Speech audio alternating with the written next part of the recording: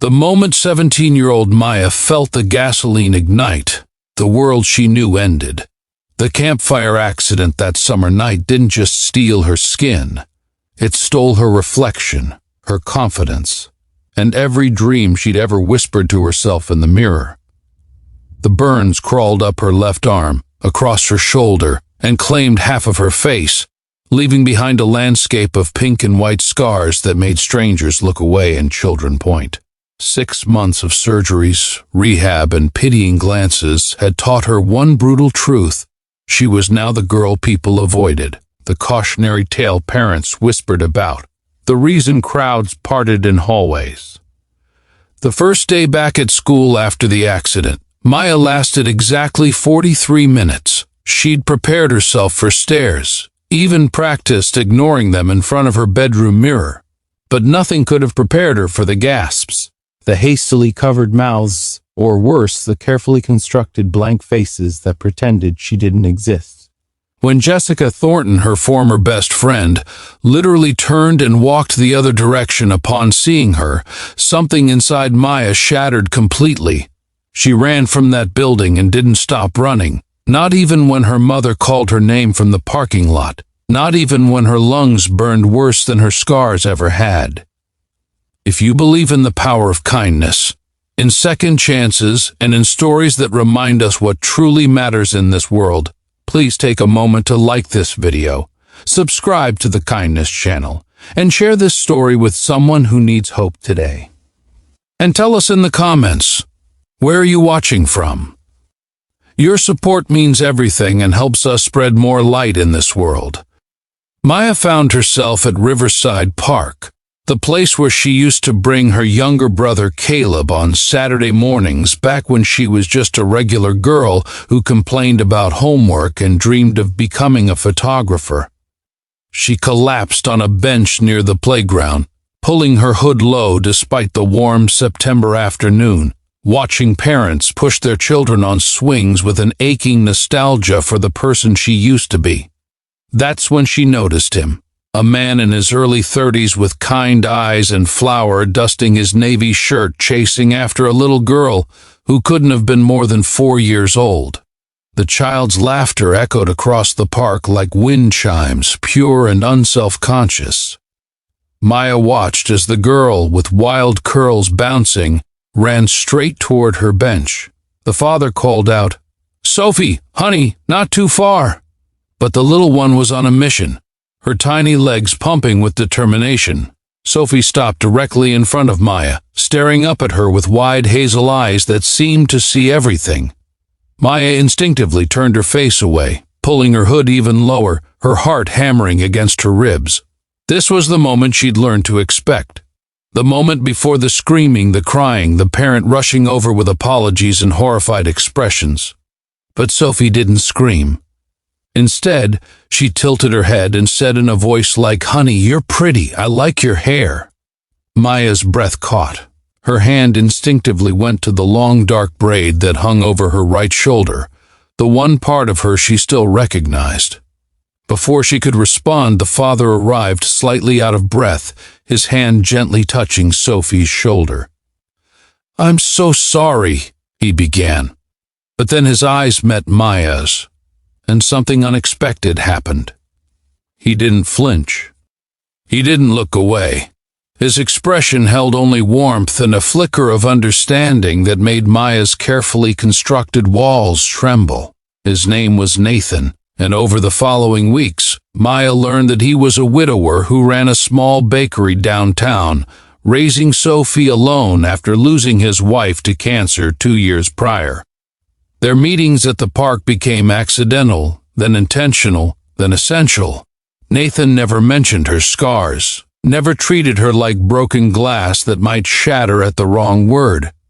Instead, he talked to her about bread making, about the way Sophie had started kindergarten and cried for 3 days straight, about his dreams of expanding the bakery and his fears of failing as a single parent.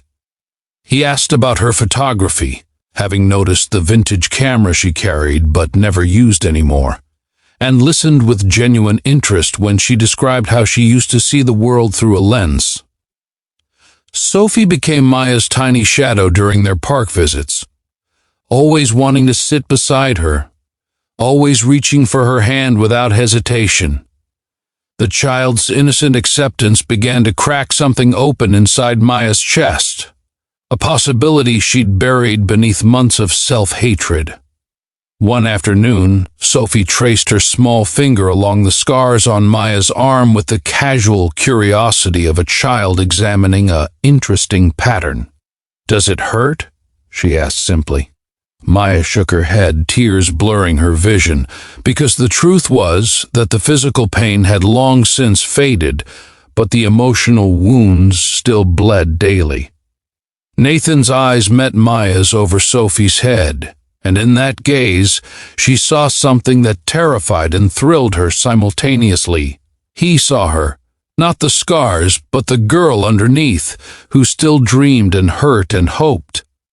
He started inviting her to the bakery after hours, showing her how to knead dough, teaching her that beautiful things often required pressure and heat to transform into something worthwhile. The metaphor wasn't lost on her, though Nathan never stated it outright. He simply lived it, showing up consistently, treating her normally, making space for her in his and Sophie's life as if she'd always belonged there. The turning point came on a crisp October evening at the park's autumn festival. Maya had agreed to come, though crowds still made her want to disappear into her oversized hoodie forever. A group of teenagers passed by, and one boy's voice carried clearly, "Dude, don't look, that's disgusting." The old instinct kicked in immediately, and Maya turned to run, the familiar panic rising in her throat like bile. But before she could take 2 steps, Nathan's hand caught hers, firm and warm. He pulled her back gently, his other hand reaching up to carefully push back her hood, fully exposing her face to the golden evening light. What happened next would replay in Maya's mind for years to come. Nathan cupped her scarred cheek with his palm, his thumb tracing the ridge of damaged skin with a tenderness that made her knees weak. Then, with Sophie watching and the whole world seeming to hold its breath, he leaned forward and pressed his lips to the worst of her scars. The ones that crawled across her cheekbone and temple, the ones she hid from mirrors and photographs and hope itself. The kiss was brief, reverent, and more healing than 6 months of surgeries had ever been. "You are not disgusting," he whispered against her skin. "You are brave and beautiful, and here, that's everything." If this story touched your heart, if it reminded you that true beauty lives in how we see and love each other, please don't scroll past without hitting that like button. Share this video with someone who needs to hear this message today. Your engagement helps stories like Maya's reach people who are struggling to see their own worth. And before we close this chapter, I want to ask you something special. In the comments below, share one thing you love about yourself that has nothing to do with appearance. Let's create a chain of self-love and remind each other of our inherent worth. Maya learned that night that scars are simply evidence of survival, proof that she'd endured fire and emerged still capable of feeling warmth. Nathan and Sophie didn't complete her. She was never incomplete, but they reminded her that she was worthy of being seen, held, and cherished exactly as she was. She started bringing her camera to the park again, capturing moments of unexpected beauty. Sophie's joy-filled jumps into leaf piles, Nathan's flower-dusted smiles, Strangers helping strangers, light breaking through autumn branches. Through her lens, she began to see herself differently too.